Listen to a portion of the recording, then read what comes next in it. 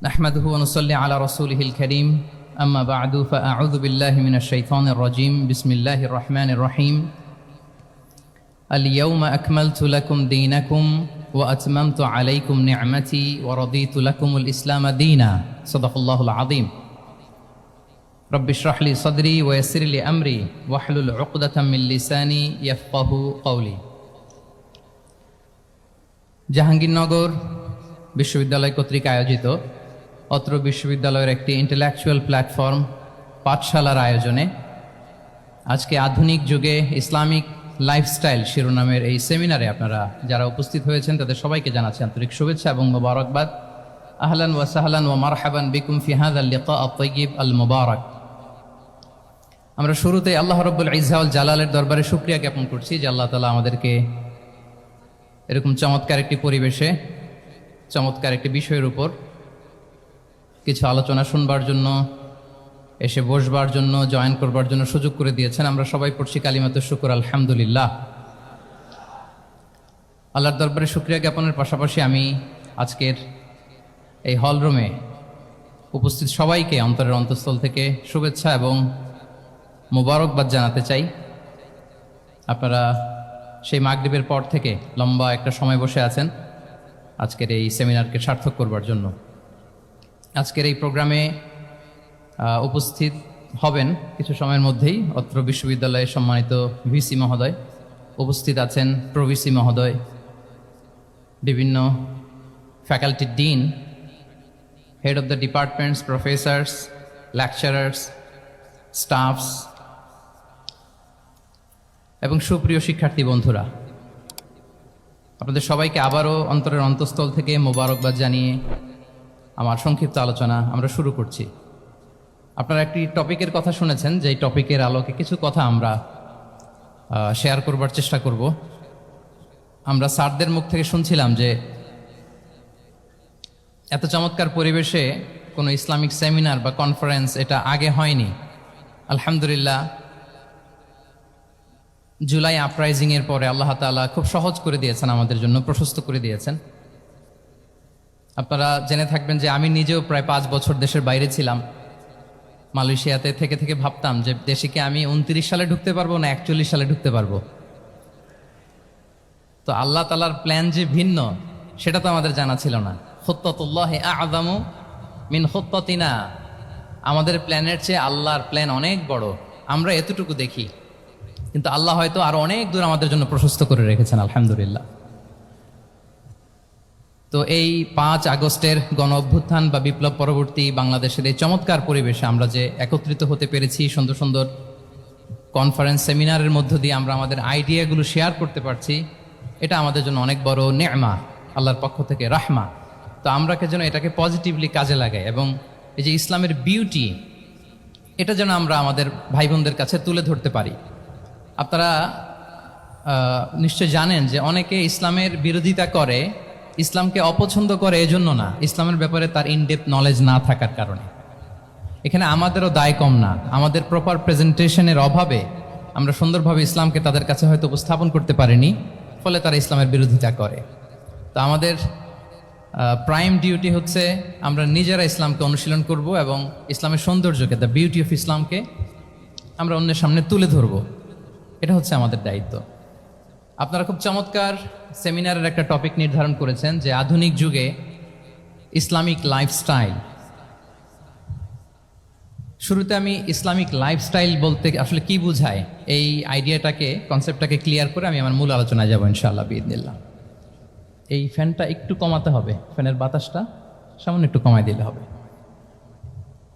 খুব সহজে যদি বলি, ইসলামিক লাইফস্টাইল হচ্ছে যে লাইফস্টাইল কোরআন সুন্নাহ থেকে উৎসারিত এবং যে লাইফস্টাইল হচ্ছে এন্ডোর্সড বাই ইসলাম, যে লাইফস্টাইল আমাদের প্রিয় নবী মুহাম্মদুর রাসূলুল্লাহ সাল্লাল্লাহু আলাইহি ওয়া আলিহি ওয়াসাল্লাম তিনি নিজে লিড করে দেখিয়েছেন আমাদেরকে, এটাই হচ্ছে ইসলামিক লাইফস্টাইল। আই রিপিট, যে লাইফস্টাইল কোরআন সুন্নাহ থেকে উৎসারিত, যেই লাইফস্টাইলকে ইসলাম এন্ডোর্সড করে এবং যে লাইফস্টাইল আল্লাহ রাসূল সাল্লাল্লাহু আলাইহি ওয়া আলিহি ওয়াসাল্লাম আমাদেরকে তিনি লিড করে দেখিয়েছেন, এটা একটা কমপ্লিট প্যাকেজ, একটা হোলিস্টিক প্রজেক্ট। এখানে কাটছাট করার সুযোগ নেই, মানে পিক অ্যান্ড চুজ করার সুযোগ নেই। আমার পুরো জীবনটাকেই ইসলামে অনুশাসন দিয়ে যদি আমরা পরিচালিত করি, ইসলামের ছাঁচে যদি সাজাই, সেটা হবে ইসলামিক লাইফস্টাইল। এখানে পিক অ্যান্ড চুজের কোনো সুযোগ নাই। মানে মুসলিম হইলে পার্ট টাইম মুসলিম হওয়া যায় না, ফুল টাইম মুসলিম হইতে হয়। মানে জীবনের প্রতিটা অঙ্গনে ইসলামকে আমাদের প্র্যাকটিস করতে হবে, কারণ আমরা জানি ইসলাম মানে হচ্ছে কমপ্লিট সাবমিশন, হ্যাঁ, to the order of Allah, to the wish of Allah. কোনো যদি কিন্তু তবে ছাড়া আল্লাহর আদেশের সামনে নিজেকে উজাড় করে দেওয়ার নাম হচ্ছে ইসলাম। আই রিপিট, আমি আবারও বলছি, কোনো যদি কিন্তু তবে ছাড়া আল্লাহর অর্ডারের সামনে নিজেকে সঁপে দেওয়ার নাম কি? ইসলাম। সবাই বলুন তো, আল্লাহর আদেশের সামনে কোনো যদি কিন্তু তবে ছাড়া নিজেকে সাবমিট করা, এই সাবমিসিভ অ্যাটিটিউডের নাম কি? সবাই বলুন তো। তাহলে আপনি পিক অ্যান্ড চুজ করতে পারবেন না, যে এটা আমার ভাল লাগে, এটা আমার সাথে যায়, সো আমি এটা নিলাম, এটা আমার সাথে যায় না, সো এটা থেকে আমি দূরে থাকলাম, তাইলে এটা ইসলামিক লাইফস্টাইল হলো না। এই কনসেপ্টটা কি ক্লিয়ার সবার কাছে? এটা একটা total package, it's a total project, it's a holistic program. আপনি আপনার সুবিধা মতো এখানে কাটছাট করতে পারবেন না, নিলে পুরোটাই নিতে হবে। তো আমরা অনেকে আবার কাটছাট করি নিজের মন মতো, তাদেরকে উদ্দেশ্য করে আল্লাহ তাআলা বলছেন, আফাতুমিনুনা বিবা'দিল কিতাবি ওয়া তাকফুরুনা বিবা'দ। তোমরা কি আল্লাহর কিতাবের কিছু অংশ মানো আর কিছু অংশ তোমরা অস্বীকার করো? এটা তোমাদের পলিসি? জেনে রেখো, ওয়ার্নিং দিচ্ছেন যে তোমাদের পলিসি যদি এইটা হয়, তাহলে এই দুনিয়াতে আছে তোমাদের জন্য লাঞ্ছনা, আর আখিরাতে তোমাদেরকে শাস্তির মুখোমুখি হতে হবে। তাহলে কাটছাট করার সুযোগ নেই। আমরা যেটা করি, নামাজ, রোজা, হজ, জাকাতের মতো এই যে আনুষ্ঠানিক এবাদতগুলো, এগুলোতে আমরা ইসলামকে খুব মানি, ইসলামের অনুশাসন মানি। কিন্তু আমাদের ব্যক্তি জীবন, পারিবারিক জীবন, সামাজিক জীবন, আমার ডিলিংসগুলো, আমার ট্রেড, আমার বিজনেস, আমার ব্যবসা, আমার বিয়ে শাদী, আমার বিহেভিয়ার, এগুলোকে অনেক সময় আমরা ইসলামের অনুশাসন অনুযায়ী মানতে চাই না। এগুলোর ক্ষেত্রে আমরা অনেক সময় ইসলামের অনুগামী হই না। এইখানে একটা ঝামেলা রয়ে গেছে আমাদের। কিন্তু মূল কথা হচ্ছে, আপনি ইসলামকে মানলে দ্য টোটাল প্যাকেজ আপনাকে মানতে হবে। এখানে কাটছাট করার কোনো সুযোগ আছে বলেন তো? আওয়াজ করে বলেন, কোন কাটছাটের সুযোগ কি আছে? না, কারণ কমপ্লিট প্যাকেজ, কমপ্লিট প্যাকেজ। জীবনের প্রতিটি অঙ্গনকে ইসলামের অনুশাসন দিয়ে সাজানো, বা জীবনের প্রতিটি অঙ্গনে ইসলামকে অনুশীলন করার নামই হচ্ছে ইসলামিক লাইফস্টাইল। মূলত ইসলামই একটা lifestyle. Islam is not merely a set of beliefs and rituals, rather it's a lifestyle. ইসলাম নিজেই একটা lifestyle that emphasizes justice, spirituality, integrity and modesty. আপনি যদি নিতে চান, আপনাকে পুরোটাই নিতে হবে, তাহলে কাটছাট করার সুযোগ নেই। এটা হচ্ছে প্রথম, first and foremost reminder tonight, যে ইসলাম একটা টোটাল প্যাকেজ, একটা কমপ্লিট প্রোগ্রাম, একটা হোলিস্টিক প্রোগ্রাম। এখানে পিক অ্যান্ড চুজ করতে পারবো না আমরা। আপনি যদি আমাকে ইসলামী লাইফস্টাইলের উপরেই সেমিনারে কথা বলতে বলেন, I must say you have to take the entire package, পুরোটাই আপনাকে নিতে হবে। এই আইডিয়াটা ক্লিয়ার হয়েছে আমাদের সবার কাছে? সবার কাছে ক্লিয়ার তো? তাহলে পিক অ্যান্ড চুজ করবো নাকি? শুনি নাই সবার কাছ থেকে। পিক অ্যান্ড চুজ করা যাবে? কাটছাট করা যাবে? কিছু কিছু রুলস এন্ড রেগুলেশন আমার খুব ভালো লাগে, আমার জন্য খুব সুবিধা হয়, ওইটা নিলাম, বাকিগুলা কাটছাট করে দিলাম। তার মানে সহজভাবে পার্ট টাইম মুসলিম হওয়ার কোনো সুযোগ নেই, হলে ফুল টাইম হতে হবে। কাস্টমাইজড ইসলামের কোনো সুযোগ নেই, টোটাল প্যাকেজটাকে আমার অ্যাডাপ্ট করতে হবে। এটা হচ্ছে ইসলামিক লাইফস্টাইল। তো আজকের এই সেমিনারে আমি কিছু ট্রেটস বা the core values of Islamic lifestyle আপনাদের সাথে শেয়ার করবার চেষ্টা করব, যাতে করে ব্যাপারটা আরও ক্রিস্টাল ক্লিয়ার হয় যে আসলে what is Islamic lifestyle all about. আসলে এটা কি, কিভাবে এটা আমরা অ্যাডাপ্ট করব, কিভাবে এটার সাথে নিজেকে খাপ খাওয়াবো, কিভাবে এটা আমরা প্র্যাকটিস করব। তাহলে প্রাথমিক কথা অলরেডি ডান, যে কাটছাট আমরা করব না, পিক অ্যান্ড চুজ করবো না, টোটাল প্রোগ্রামটাই আমরা নেওয়ার চেষ্টা করব। তো এখন আমরা কিছু কোর ভ্যালিউজের কথা বলবো, যেগুলো দিয়ে ইসলামিক লাইফস্টাইলের মূল ধরনটা আমাদের কাছে ক্লিয়ার হবে। ইসলামিক লাইফস্টাইলের কথা যদি আমাদেরকে বলতে হয়, প্রথম যেই ট্রেড, যে ক্যারেক্টারিস্টিক্স বা ভ্যালিউর কথা আমাকে বলতে হবে, সেটা হচ্ছে দ্য কনসেপ্ট অফ হালাল অ্যান্ড হারাম। ইফ দেয়ার ইজ নো হালাল অ্যান্ড হারাম, there is no Islamic lifestyle, for sure I am telling you.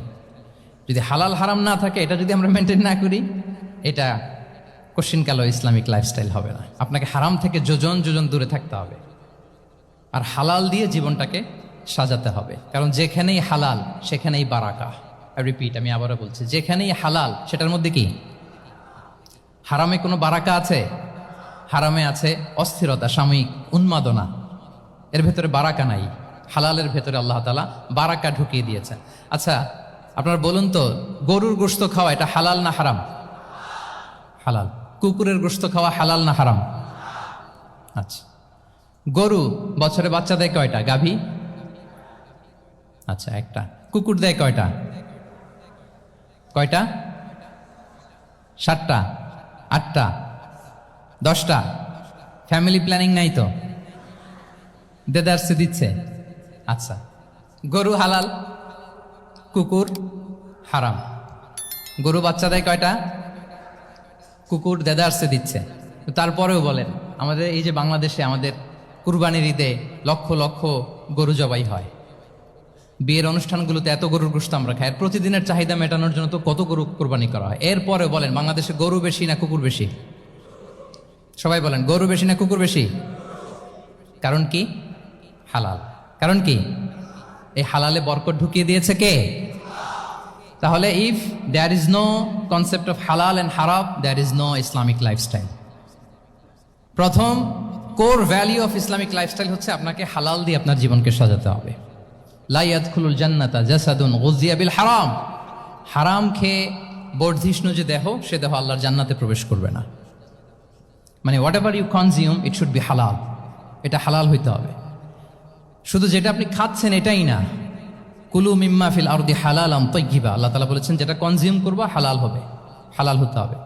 তো এটা শুধু এত ন্যারো কনসেপ্ট না, আপনার জীবনের সবটাই হালাল হতে হবে। ইউর ফুড শুড বি হালাল, ইউর ড্রিঙ্ক শুড বি হালাল, ইউর ইনকাম শুড বি হালাল, ইউর ফ্যাশন শুড বি হালাল, ইউর এন্টারটেইনমেন্ট শুড বি হালাল। সব কিছু হালাল হইতে হবে। আমরা অনেকে যে ভুলটা করি, আমরা খাওয়ার ক্ষেত্রে শুধু হালাল খুঁজি, এরকম অনেকে করে, কিন্তু অন্যান্য ক্ষেত্রে হালাল হারামের বাজ বিছান নাই। আমি একটা উদাহরণ প্রায়ই দেই, দেখবেন যে আমাদের বাংলাদেশের সরকারি অফিসগুলোতে তো ঘুষ চলে নাকি? আল্লাহ ঘুষ থেকে এই জাতিকে তুমি হেফাজত করো। আচ্ছা, দেখবেন যে আমাদের বিভিন্ন সরকারি অফিসগুলোর মুসলিম কর্মকর্তারা তারা ওয়াইন খায় না। আমি দেখেছি, থাইল্যান্ডে গিয়েছে, চায়না গিয়েছে অফিসের কাজে, ওখানে হালাল রেস্টুরেন্টগুলো খোঁজে, কারণ মুসলিম, তার হালাল খাইতে হবে। তো সে ওয়াইন খায় না, পর্ক খায় না, কারণ ইসলামে এটা হারাম। আবার অনেক হিন্দু কর্মচারী, সে আবার গরুর গোশত খায় না, কারণ কি তার ধর্মে ওইটা হারাম। কিন্তু এই মুসলিম কর্মচারী, হিন্দু কর্মচারী দুইজনের নির্বিশেষে মাশাআল্লাহ ঘুষ খায়। এরকম হয় না? দেখেন, মুসলিম ওয়াইন খায় না, পর্ক খায় না, তার ধর্মে হারাম। আমার হিন্দু ভাই গরুর গোশত খায় না, এটা তার ধর্মে হারাম। কিন্তু ঘুষ আবার দুই ধর্মে হালাল নাকি? হ্যাঁ, হালাল না। তার মানে ওই যে pick and choose, you got the point, right? Pick and choose করেছে যে আমার ধর্মের এই এই নিয়ম আমি মানবো, কারণ এটা আমার জন্য খুব ফ্লেক্সিবল, এটা খুব ভালো লাগে। কিন্তু যেটা কঠিন হয়ে যাচ্ছে, যেটা তার বিরুদ্ধে দাঁড়াচ্ছে, ওইটা সে মানে না। তাহলে পিক এন্ড চুজ করার কোনো সুযোগ। আমরা আমাদের গোটা জীবনকে হালাল দিয়ে সাজাইতে হবে, তাহলে your lifestyle will be Islamic lifestyle. এই কথাটা কি বুঝতে পেরেছেন? তাহলে ইউর ফুড শুড বি হালাল, ইউর ড্রিঙ্ক শুড বি হালাল, ইউর ফ্যাশন শুড বি হালাল, ইউর ইনকাম শুড বি হালাল, ইউর এন্টারটেনমেন্ট শুড বি হালাল, even your relationship should be হালাল। ব্যাপার কি? এটার এত আওয়াজ বেড়ে গেল।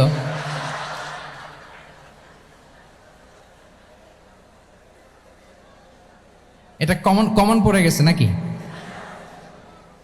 আচ্ছা বলেন, হালাল রিলেশনশিপ কোনটা বলেন? এই যে, এই তো আসল জায়গায় হাত দিছি বোধহয়। আমাদের শিক্ষার্থী বন্ধুদের মধ্যে বিবাহিত আছি আমরা? হ্যাঁ, কারা কারা আছি দেখি তো।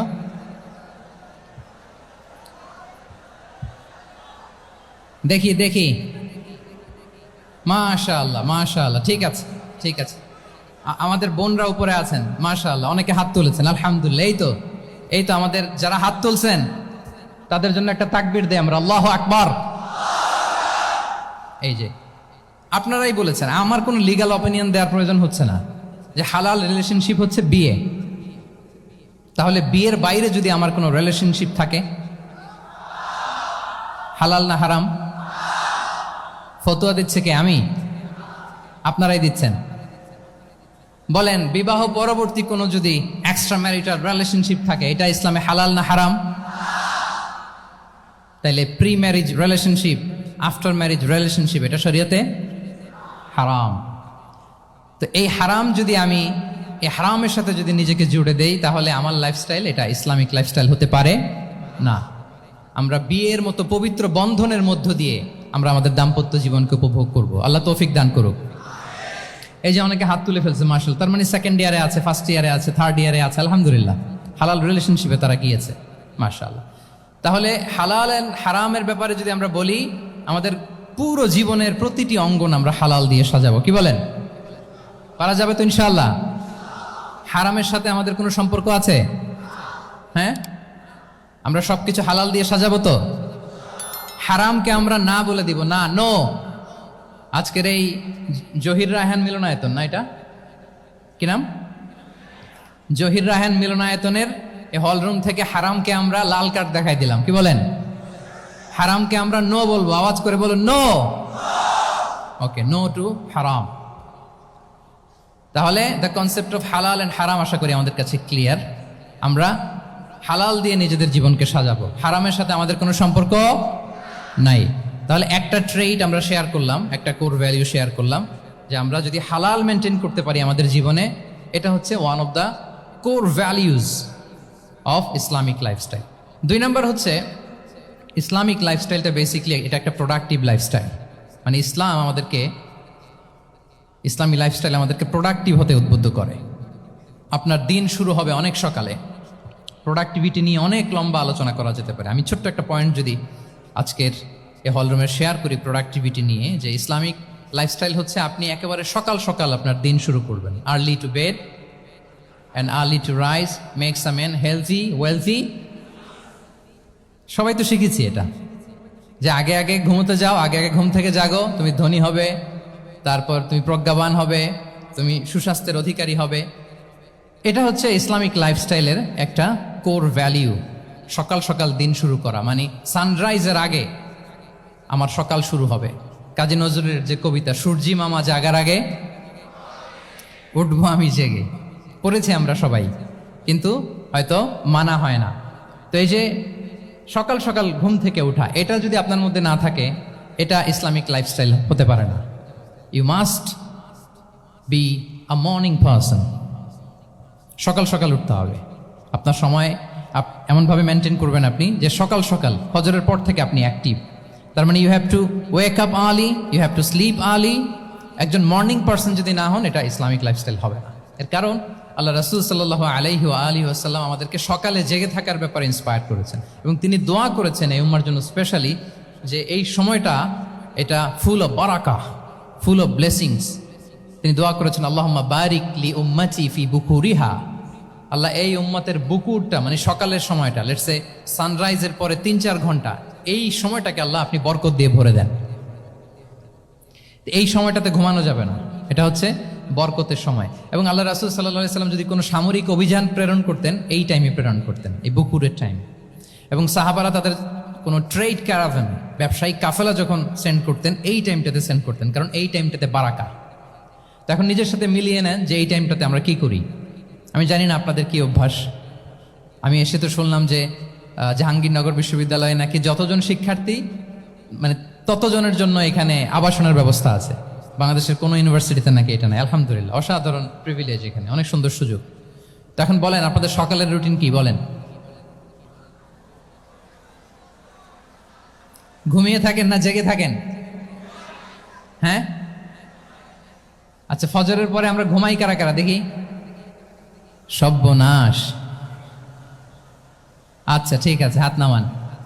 আচ্ছা, ফজরের পরে আমরা একটু এক্সারসাইজ করি, পড়াশোনা করতে বসি কারা কারা? মাশাআল্লাহ, আছে কিছু, ঠিক আছে, হাত নামান। এবার 2 বারের 1 বারও যারা হাত তুলেননি তারা হাত তুলেন। আপনারা কি করেন? এইটা হ্যাঁ, ডিভাইস। তো সম্মানিত সুধী মণ্ডলী, আল্লাহুম্মা বারিক লি উম্মতি ফি বুকুরিহা, আপনারা আমাকে এনেছেন ইসলামিক লাইফস্টাইল নিয়ে বলতে। তো আমাকে বলতেই হবে, ফজরের পরে ঘুমানো চলবে। প্রথমে আমরা হারামকে না বলে দিলাম, এবার আমরা না করে দিব কোনটাকে? হ্যাঁ, ফজরের পরে আজকে থেকে কোনো ঘুম চলবে। যদি আপনি চান একটু একটু দূরে সরাইতে হবে, যে ড্রোনগুলো একটু একটু দূরে সরাইতে হবে।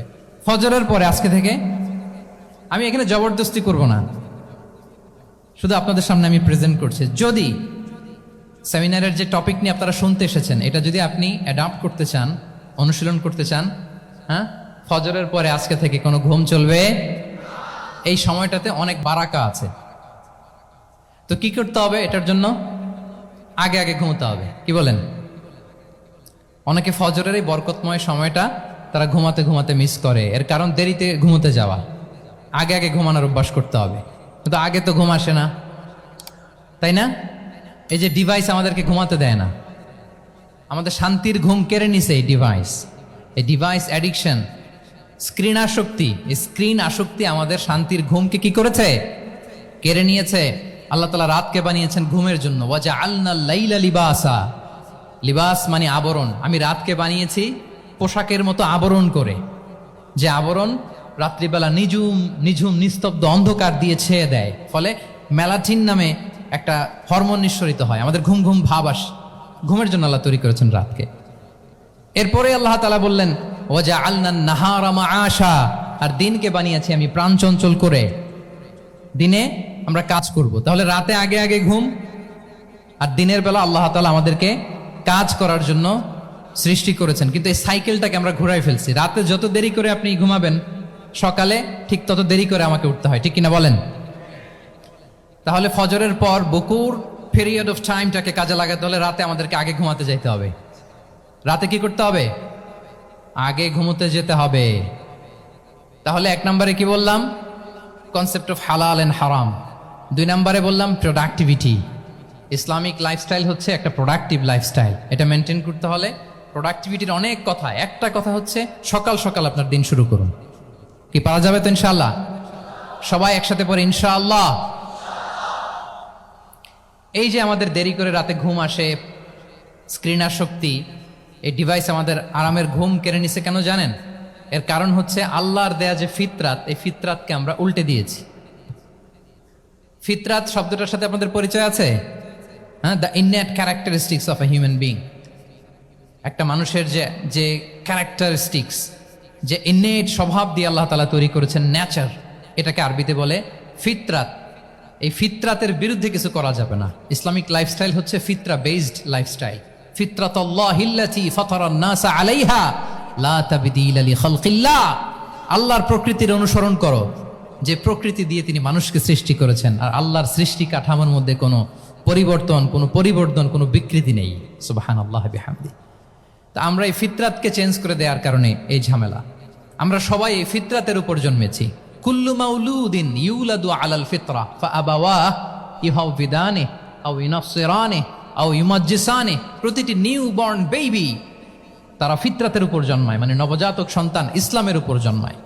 কিন্তু বাবা মা তাকে হয় ইহুদি বানায়, নাসারা বানায়, বা অগ্নি উপাসক বানায়। তাহলে এই যে ফিতরাত, আল্লাহর দেয়া ফিতরাতকে যখন আমরা চেঞ্জ করেছি, আমাদের জীবন থেকে বারাকা উঠে গিয়েছে।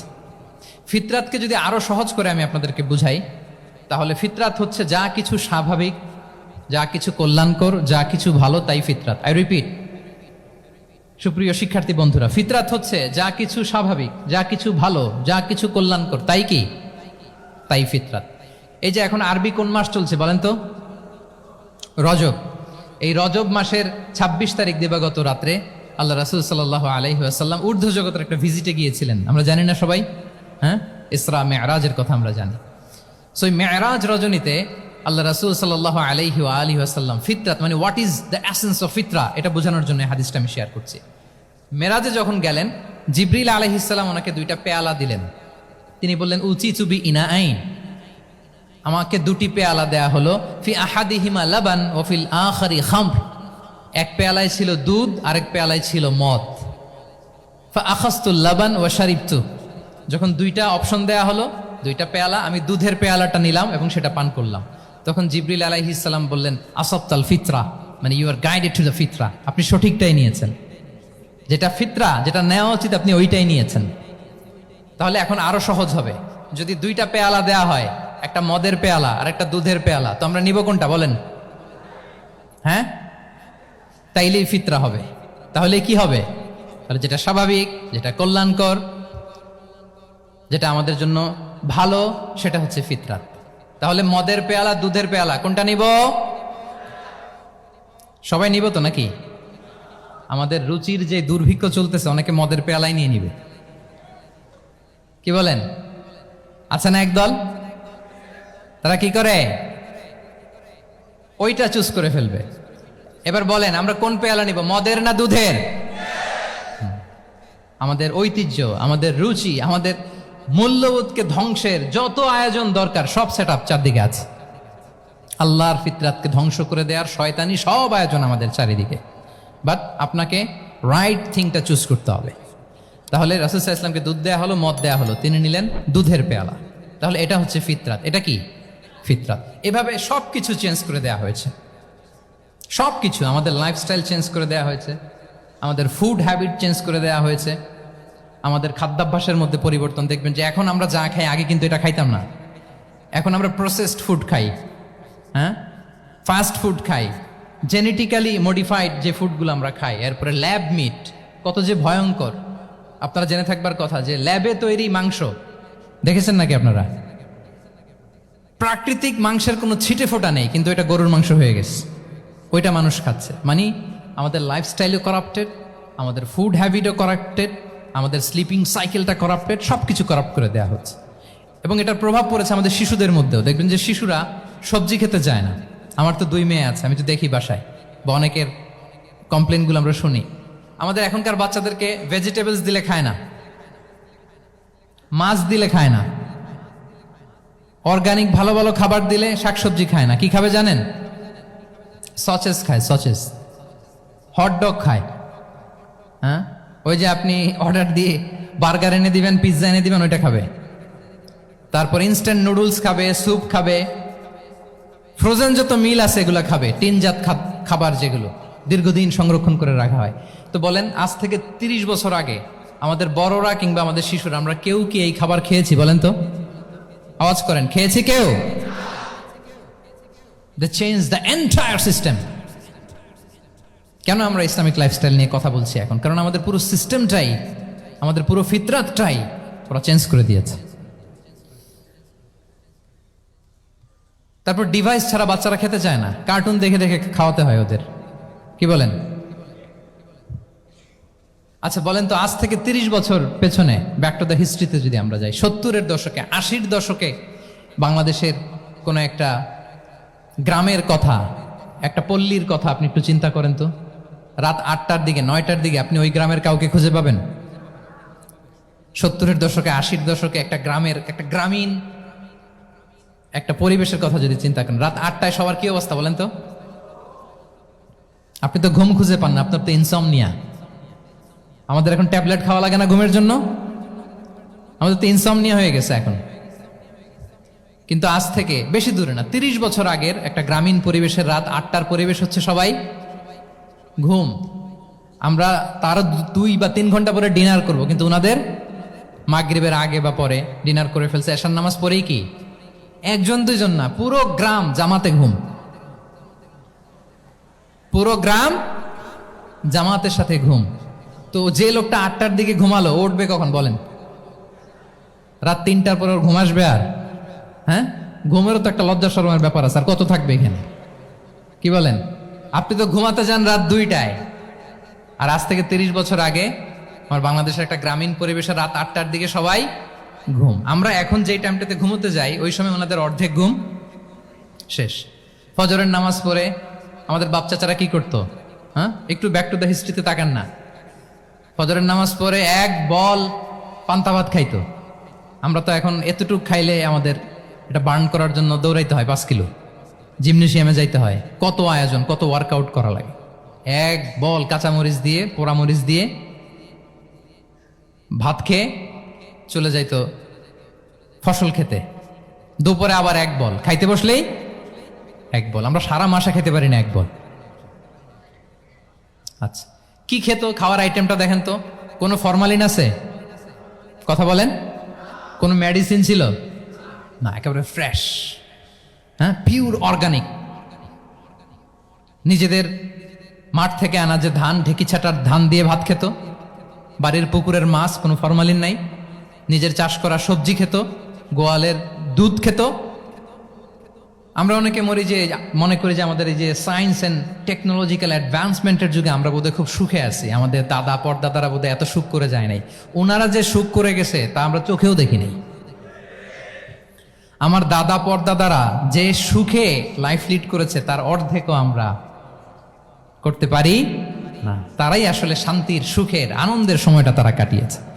তাহলে সম্মানিত সুধীমণ্ডলী, আমি আপনাদেরকে বোঝানোর চেষ্টা করছি যে ইসলামিক লাইফস্টাইল নিয়ে why we should talk about Islamic lifestyle, কারণ পুরো সিস্টেমটাকে তারা কলাপস করেছে, করাপ্ট করেছে। The food habit, the lifestyle, the sleeping style, সব চেঞ্জ করেছে। তো এই জন্য আল্লাহর দেয়া ফিতরাতকে যেন আমরা প্রিজার্ভ করি, আমরা সচেতন হই। এখনই যদি সচেতন না হই, ডিজাস্টার আমাদের জন্য অপেক্ষা করছে। Just wait and see. তাহলে ইসলামিক লাইফস্টাইল হচ্ছে একটা ফিতরা বেসড লাইফস্টাইল। এই ফিতরাকে আমাদেরকে প্রিজার্ভ করতে হবে। তাহলে 3টা পয়েন্ট বলে ফেলছি অলরেডি, যদি আপনাদের মনে থাকে। প্রথমে কি বলেছিলাম? হালাল, হালাল দিয়ে জীবন সাজাবো। 2 নম্বরে প্রোডাক্টিভিটির জন্য কি করব? রাতে দেরি করে ঘুমাবো। তাহলে আগে আগে ঘুমাবো, ফলে আগে আগে ঘুম থেকে জেগে কাজ শুরু করবো। 3 নম্বরে ফিতরা, মানে আল্লাহর দেয়া প্রাকৃতিক যে নিয়ম, মানে আলোর সাথে সাথে আমার জীবন শুরু, আলো নাই আমিও ঘুমায় পড়বো। কি বলেন? আপনি উন্নত দেশে তো তাই হয়। জাপানে আমি কয়েকবার গিয়েছি, আগে আগে ঘুমায় পড়ে।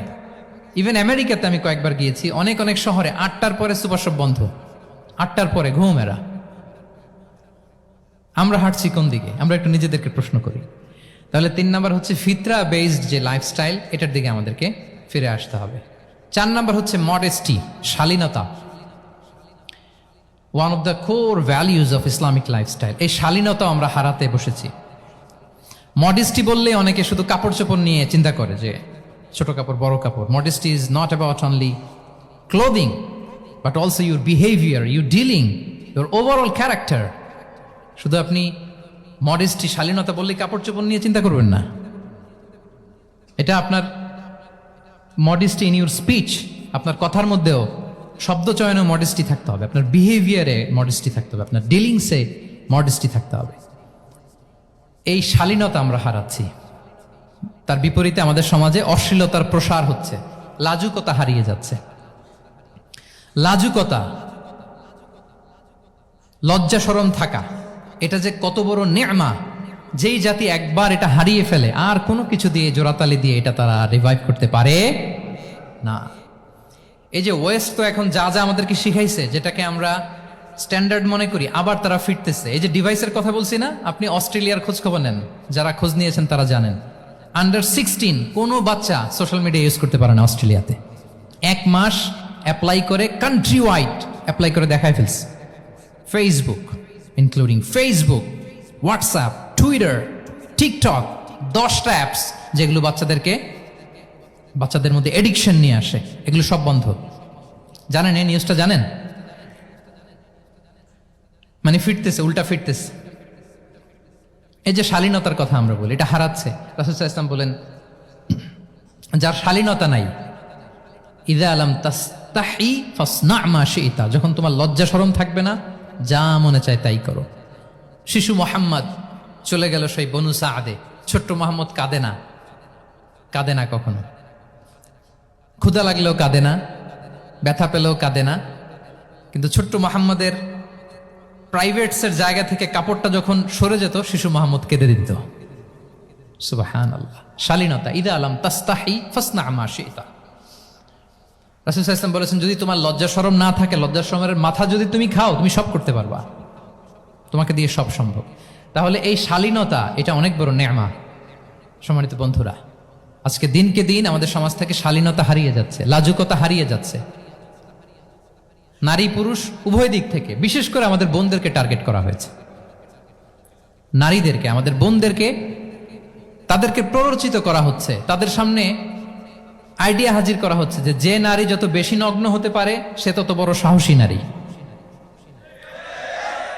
বলেন, আমাদের সমাজে পত্রপত্রিকা আপনারা দেখেন না এটা?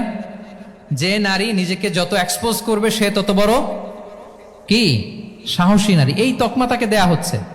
এটা টোটাল কমপ্লিট শয়তানের একটা মিশন। শয়তানের প্রথম মিশন হচ্ছে বনি আদমকে বিবস্ত্র করা। কি করা? আল্লাহ তাআলা আদম আলাইহিস সালাম হাওয়া আলাইহিস সালামকে বলেছিলেন যে নিষিদ্ধ গাছ যেও না, খেও না। শয়তানের প্ররোচনায় খেয়ে ফেলেছিলেন, সাথে সাথে জান্নাতের পোশাক খুলে পড়েছে। তার মানে শয়তানের প্রথম মিশন হচ্ছে মানুষকে কি করা? নগ্ন করা। মানুষকে কি করা? নগ্ন করা। তাহলে আমাদের বোনদেরকে এমন ভাবে তাদের সামনে উপস্থাপন করা হচ্ছে, প্ররোচিত করা হচ্ছে এবং বলা হচ্ছে নগ্নতার পথে যে বেশি হাঁটে সে নাকি তত সাহসী নারী। নাউযুবিল্লাহি মিন যালিক।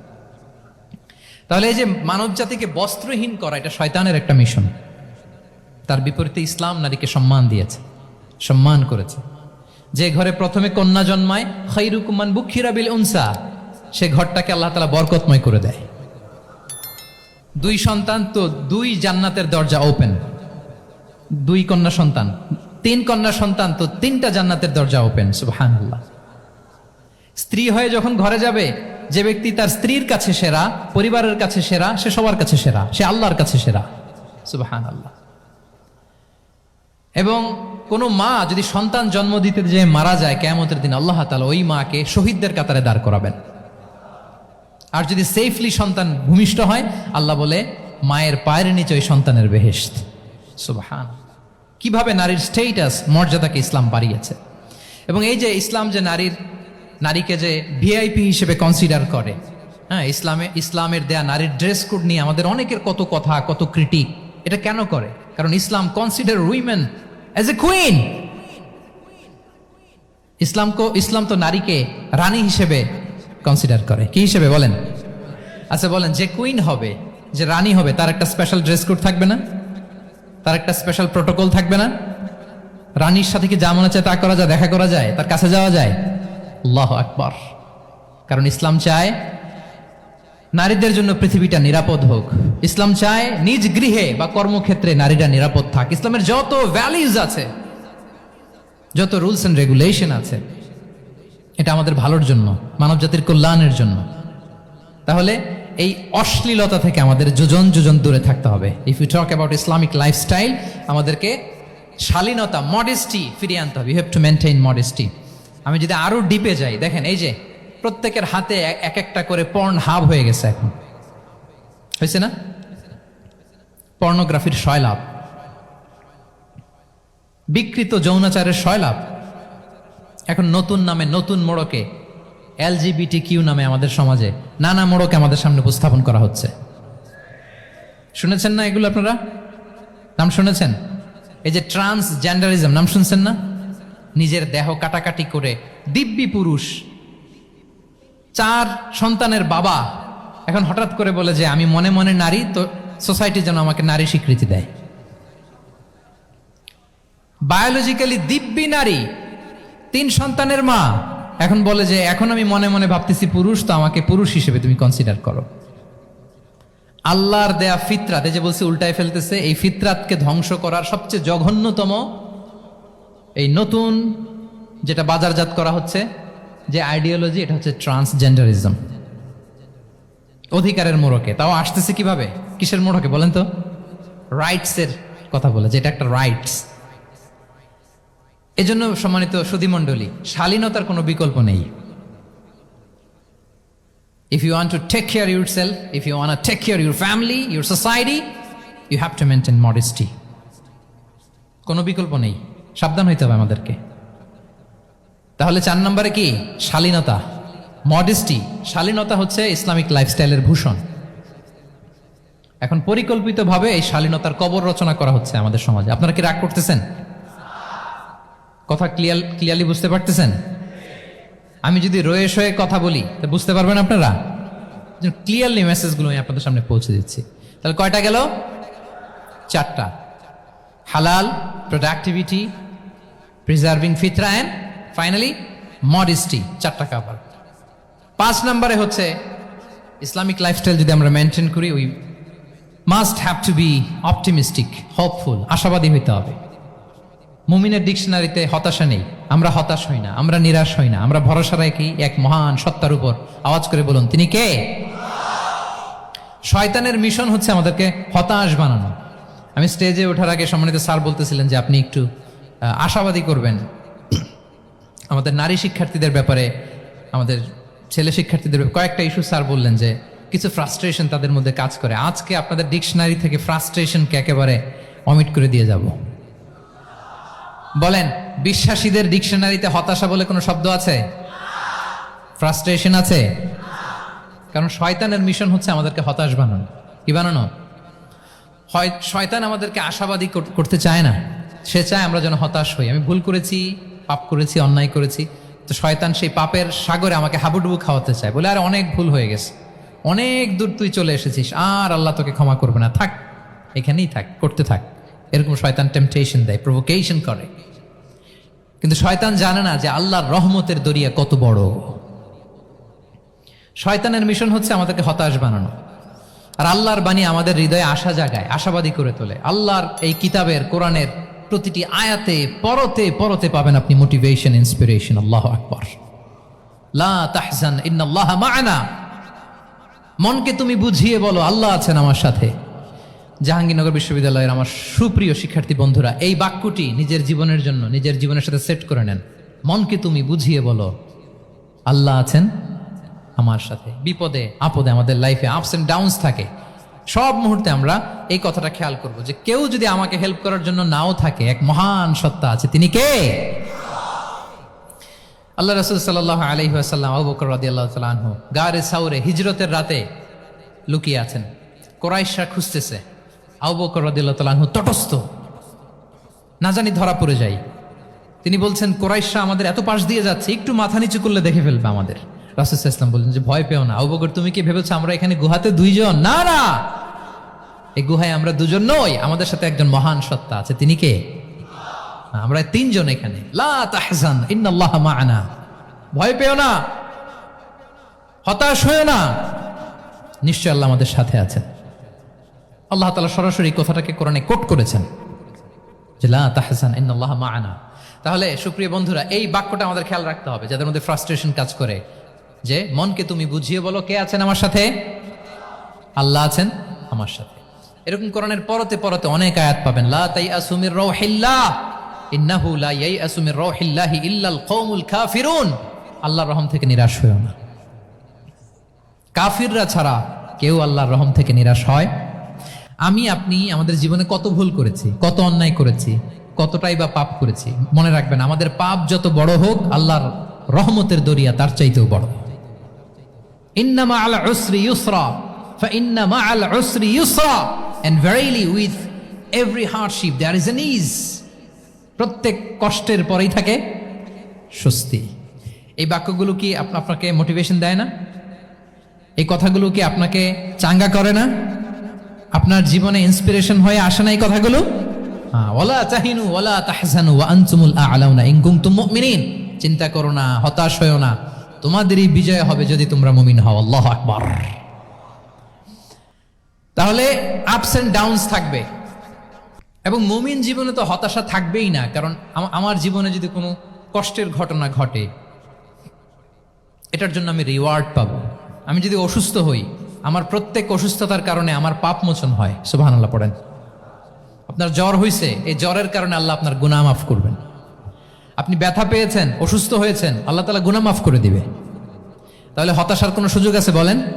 না, মুমিন জীবনে হতাশার কোনো সুযোগ নেই। রাসূল সাল্লাল্লাহু আলাইহি ওয়াসাল্লাম বলেন, মা ইউসিবুল মুসলিমা মিন নাসাব ওয়ালা ওয়াসাব ওয়ালা হাম্মিন ওয়ালা হুজনিন ওয়ালা আযান ওয়ালা গাম্মিন হাত্তা শাওকাতি ইউশাকুহা ইল্লা কাফারাল্লাহু বিহা মিন খাতায়া।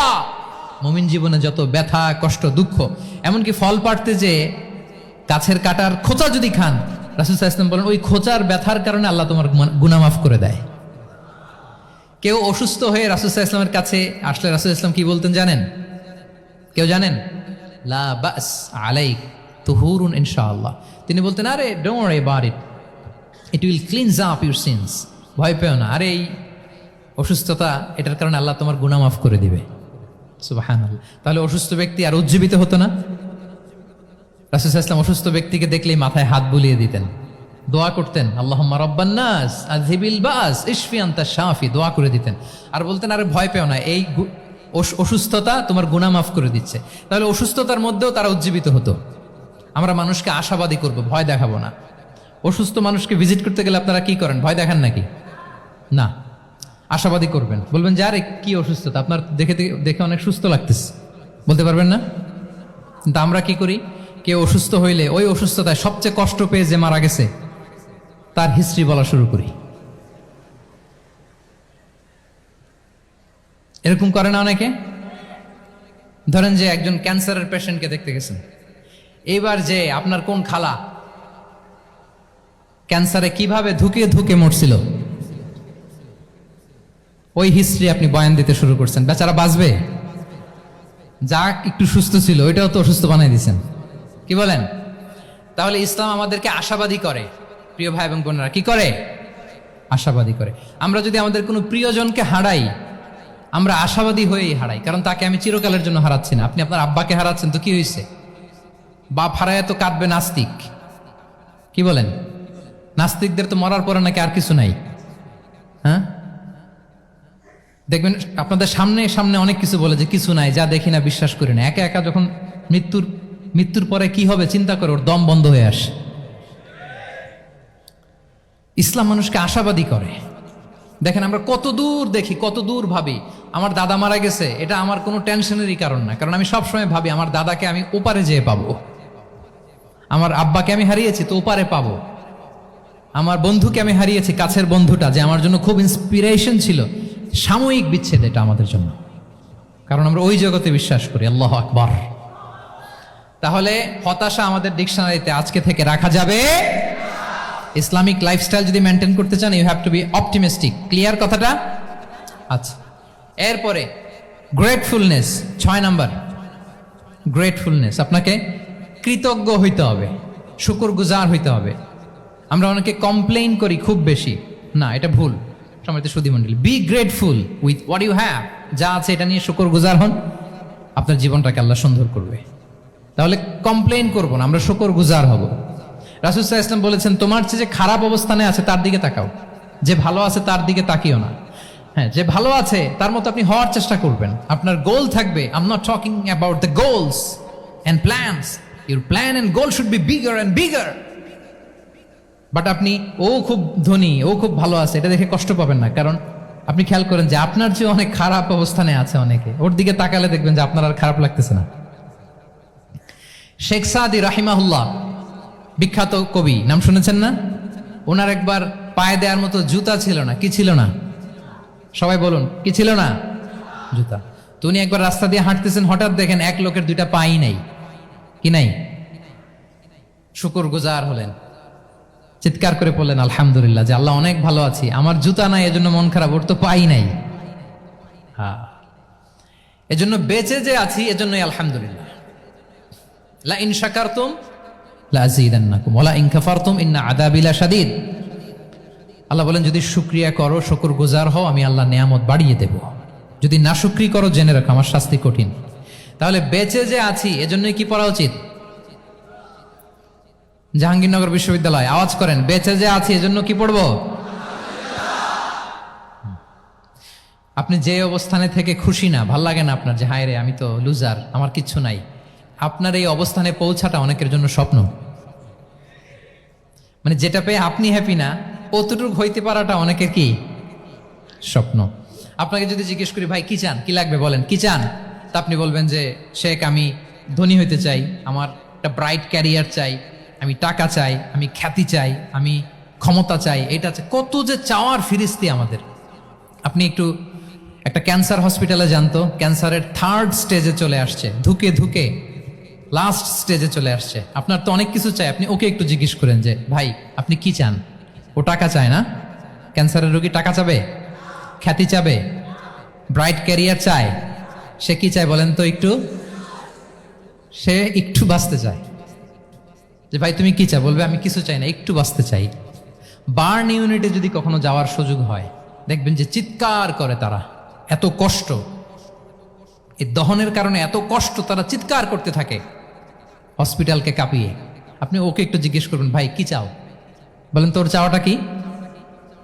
ও শুধু বাঁচতে চায়, কিন্তু ওই বেঁচে থাকা নিয়ে তো আমাদের কোনো ফিলিংসই নাই। আমরা যে বেঁচে আছি এটা যে শুকর গুজার হওয়ার অনেক বড় একটা কারণ, আমরা এরকম করে ভাবিই না। এজন্য সুপ্রিয় সুধী মণ্ডলী, আমরা যে বেঁচে আছি এজন্য আলহামদুলিল্লাহ। শুধু বেঁচে থাকার কারণে আমরা কি পড়বো? তাহলে গ্রেটফুলনেস, আপনি যদি ইসলামিক লাইফস্টাইলে নিজেকে অভ্যস্ত করতে চান, আপনার যেমনি অপটিমিস্টিক হইতে হবে, এট দ্য সেম টাইম আপনাকে কি হইতে হবে? গ্রেটফুল হইতে হবে। 7 নম্বরে তাওয়াক্কুল। Put you trust on Allah because only He can help you, only He can protect you. And when you put your trust on Allah, you are in a divine shield. আপনি যখন আল্লাহর উপর নিজেকে ন্যস্ত করেন, আপনি একটা ডিভাইন একটা প্রোটেকশনের ভেতরে থাকেন। বিশ্বাসীরা কি করে? আল্লাহর উপর ভরসা করে। কি করে? কার উপর? তদবিরের উপর, লবিং এর উপর, মামা চাচা? তাহলে আল্লাহর উপর ভরসা হবে। কার উপর? ফাইদা আযামতা ফাতাওয়াক্কাল আলাল্লাহ, আল্লাহর উপর ভরসা করব। এমনকি ঘর থেকে বের হওয়ার সময় রাসূল সাল্লাল্লাহু আলাইহি ওয়াসাল্লাম আমাদেরকে বলেছেন আল্লাহর উপর তাওয়াক্কুল করো। আমরা কি দোয়া পড়ি বলেন তো ঘর থেকে বের হয়ে? বিসমিল্লাহি তাওয়াক্কালতু আলাল্লাহ। এই তাওয়াক্কুল নিয়ে আমাদের অনেক মিসকনসেপশন আছে। আমাদের মধ্যে একটা প্রবণতা আছে, অনেকে বলে যে যা হবে হবে, আল্লাহ ভরসা। বলে যে যা হবে হবে, কি ভরসা? কথা বলতে হবে তো আমার সাথে। আপনার কি বোরিং হচ্ছেন? ওরে আল্লাহ, অনেক রাত হয়ে গেছে, তো শেষ করে দেই তাহলে। আর কয়েক মিনিটের মধ্যে শেষ করবো ইনশাআল্লাহ। তাহলে অনেকের মধ্যে একটা প্রবণতা আছে, তারা বলে যে যা হয়েছে হয়েছে, কি ভরসা? যা করে আল্লাহ, আল্লাহ ভরসা। এটা it's not the concept of tawakkul. এটা তাওয়াক্কুল নয়। ইসলামে tawakkul is always at the second step. The first step is you effort. প্রথমে আপনি চেষ্টা করবেন, এরপরে আপনি আল্লাহর উপর তাওয়াক্কুল করুন। কিছু না করে যদি বলেন আমি আল্লাহ ভরসা, এটা আল্লাহ ভরসা হয়েছে? এটা আপনার মন গড়া একটা কথা হয়েছে, কিন্তু এটা তাওয়াক্কুল হয়? আমাদের অনেকে অলসতা, অকর্মণ্যতা, অপারগতা, হীনমন্যতা এগুলোর তাওয়াক্কুল বানায় ফেলাইছে। হাত গুটায় বসে থাকবে, কাজ করবে না, অলস, আর বলে কি আল্লাহ ভরসা। রিজিকের মালিক আল্লাহ, কিছু করবে না আর বলে আল্লাহ ভরসা। প্রিয় ভাইরা, রাসূল সাল্লাল্লাহু আলাইহি ওয়াসাল্লাম তিনি অলসতা, অকর্মণ্যতা, হীনমন্যতা, কাপুরুষতা, ভীরুতা এগুলো থেকে আল্লাহর কাছে পানাহ চেয়েছেন। নিজের সাধ্যের সবটুকুন তিনি করেছেন, তারপরে আল্লাহ ভরসা করেছেন। এবং পাখিকে ইসলামে তাওয়াক্কুলের মডেল বানানো হয়েছে। রাসূল সাল্লাল্লাহু আলাইহি ওয়াসাল্লাম বলেন, লাউ আন্নাকুম তাতাওয়াক্কালুনা আলাল্লাহি হাক্কা তাওয়াক্কুলিহি লা রাযাকাকুম কামা ইয়ারযুকুত তুয়ুর তাগদু খিমাসান ওয়া তারুহু বিতানান। মানে তোমরা যদি পাখির মতো তাওয়াক্কুল করো, তাহলে পাখিকে আল্লাহ যেমন রিজিক দেয় তোমাদেরকেও রিজিক দিবে। পাখি কি করে বলেন তো? প্রতিদিন সকালবেলায় ওর ঘরের ভিতরে বসে বলে যে আল্লাহ ভরসা। বলে? বরঞ্চ কি করে সে? সকাল সকাল কিচির মিচির রবে দিক দিগন্ত মাতিয়ে সে বের হয়ে যায়, সারাদিন ঘুরতে থাকে। তাহলে খালি পেটে সকালবেলায় পাখিগুলো বের হয়ে যায়, আকাশে বাতাসে ছুটে বেড়ায়, আর বিকেল বেলায় ওদর পূর্তি করে প্রতিটা পাখিকে তার নিড়ে ফিরিয়ে দেয় কে? আপনারা তো বোঝা অনেক সহজ। এটা তো নাকি একেবারে আপনাদের জাহাঙ্গীরনগর, এটা তো নাকি পাখিদের অভয়ারণ্য শুনলাম আমি। কখনো আসা হয়নি আমার, দিনের বেলা আসা দরকার ছিল, তাহলে আপনাদের ক্যাম্পাস বিউটি আমি দেখতে পেতাম। তো পাখি কিন্তু বসে থাকে না, সকালে কি করে? খালি পেটে পাখিগুলো বেরিয়ে যায়, ওরা ওদের রোল প্লে করে, চেষ্টা করে, এরপরে বিকেল বেলা ওদর পূর্তি করে তাদেরকে নিড়ে ফিরিয়ে দেয় কে? তাহলে পাখিকে তাওয়াক্কুলের মডেল বানানো হয়েছে। আপনি হাত গুটিয়ে বসে থেকে বললেন আল্লাহ ভরসা, এটা হয়েছে না।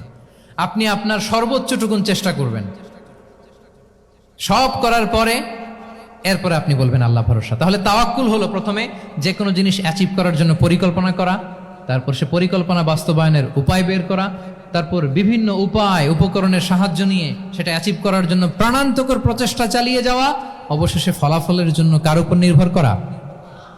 দিস ইজ কল্ড তাওয়াক্কুল। এখন আমি কিছুই করলাম না, বললাম যে যা করে আল্লাহ, তাওয়াক্কুল হয়েছে তো না? আমাদের সমাজে দুইটা ধারণা। কেউ কেউ বলে আরে আমি তো সব করব, তাওয়াক্কুলের দরকার কি? অ্যাবসলিউটলি রং।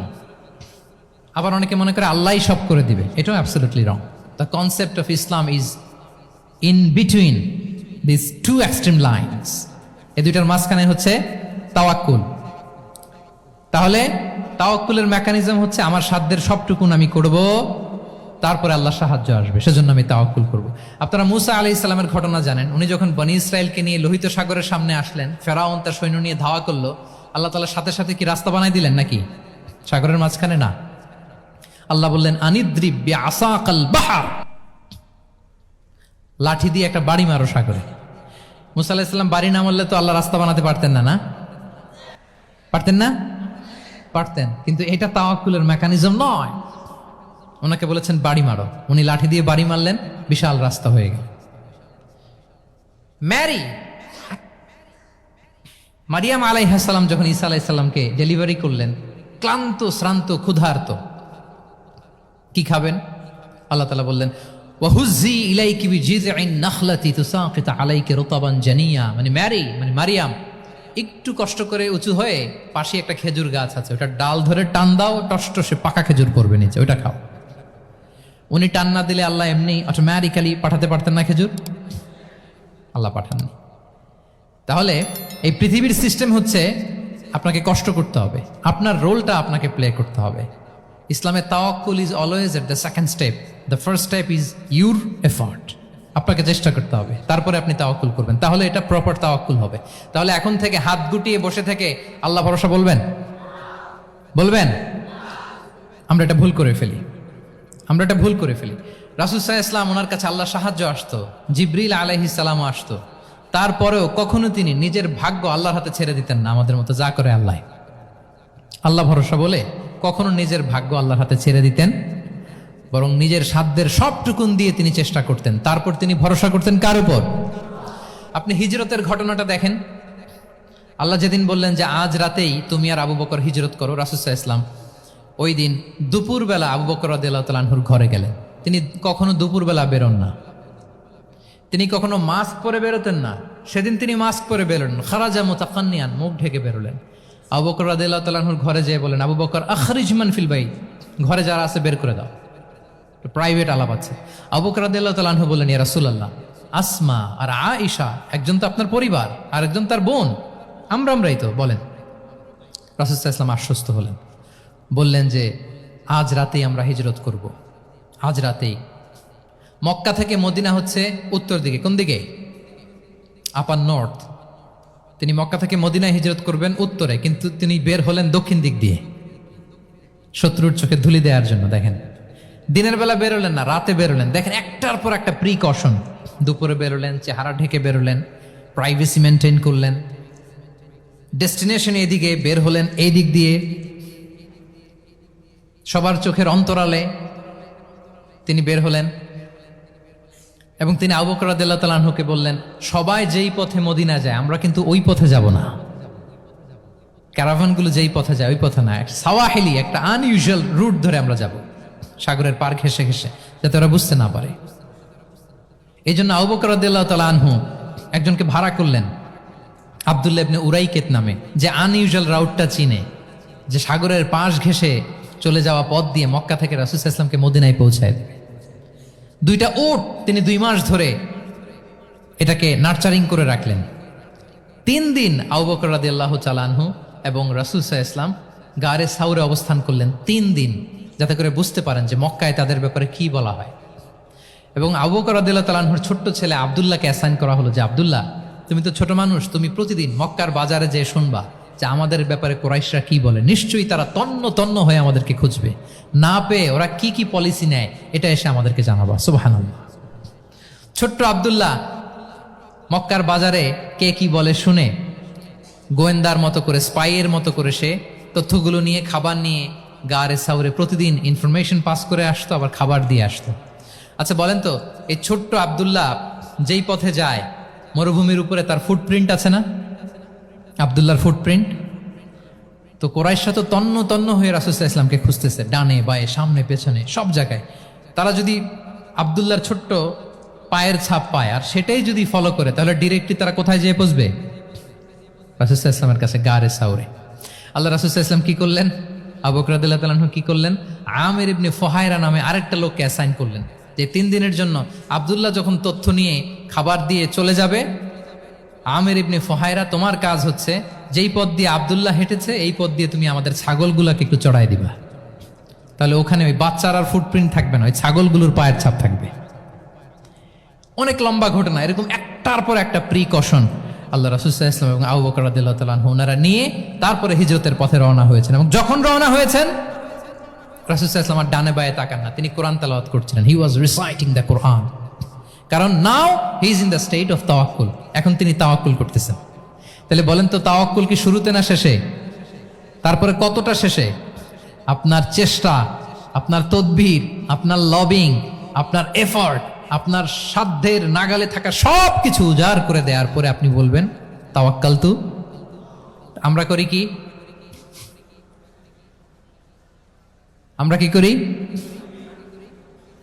আল্লাহ ভরসা। ভাই কি প্ল্যান আপনার? হুজুর আল্লাহ ভরসা। এবার বলেন এটা হয়েছে? এটা কি আসলে দ্য প্রপার কনসেপ্ট অফ তাওয়াক্কুল হয়েছে প্রিয় ভাই এবং বোনেরা? হয় নাই। কারণ তাওয়াক্কুল is always at the second step, the first step is your effort. আপনি আপনার সাধ্যের সবটুকু করবেন, তারপর কি করবেন? ক্লিয়ার? সব শেষ কথা হচ্ছে, আপনি যদি ইসলামিক লাইফস্টাইল মেনটেন করতে চান, আপনাকে উম্মাহ সেন্ট্রিক অ্যাটিটিউডের অধিকারী হতে হবে। উম্মাহ সেন্ট্রিক। আমাদের মুসলিম উম্মাহ একটা দুঃখী উম্মাহ, নেতৃত্বহীন উম্মাহ, বলিষ্ঠ নেতৃত্বের অভাবে এদিক থেকে লাথি মারলে আমরা এদিকে যাই, এদিক থেকে মারলে এদিকে যাই। শুধু একটা স্ট্রং লিডারশিপের অভাব, ঠিক কিনা বলেন? এই যে আমাদের রোহিঙ্গা ভাইয়েরা 10 মিলিয়ন আসছে, ওনারা এখন 1 মিলিয়ন আসছে, 10 লাখ, এখন বোধহয় 2 মিলিয়ন প্লাস হয়ে গেছে বা 3 মিলিয়ন হয়ে গেছে। আমি গত মাসে গিয়েছিলাম রোহিঙ্গা ক্যাম্পে দেখার জন্য তাদের কি অবস্থা। এমন মানবতার জীবনযাপন তারা করতেছে। ধর্মে তারা কোন ধর্মের বলেন তো? আমাদের ভাই, আমাদের বোনেরা, তাদের কোনো সলিউশন নাই। কাশ্মীরের ভাই বোনদের কি অবস্থা দেখেন তো। আর গাজার অবস্থা নাই বা বললাম।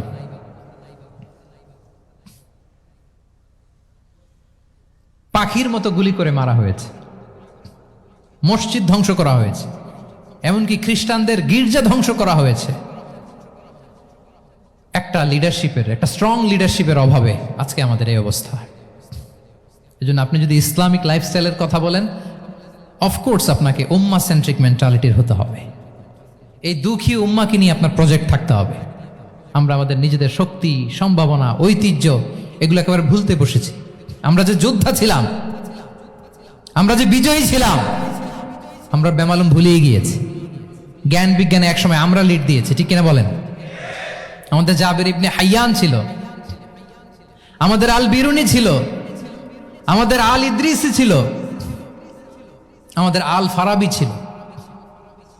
এই নলেজ এখন ওয়েস্টে ট্রান্সফার হয়েছে, সেই নলেজ আবার ট্রান্সফার হয়ে আমাদের করতলগত একদিন হবে ইনশাআল্লাহ। তো এই প্রজেক্ট তো আমাদের নাই।